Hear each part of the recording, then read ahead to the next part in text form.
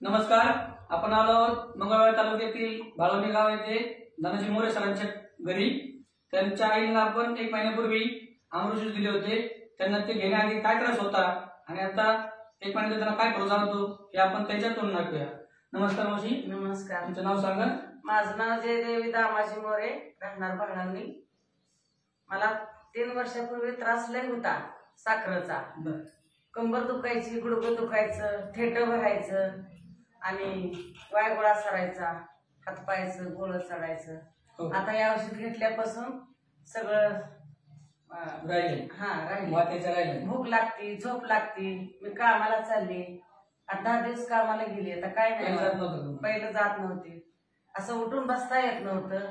आता सगळं काय नाही, हलकं हलकं सगळं झालंय. तुम्हाला चांगल्यापैकी असं बरं वाटतं? हा, बरं वाटतंय, खूप बरं वाटतंय. आता लोकांना काय सांगशील?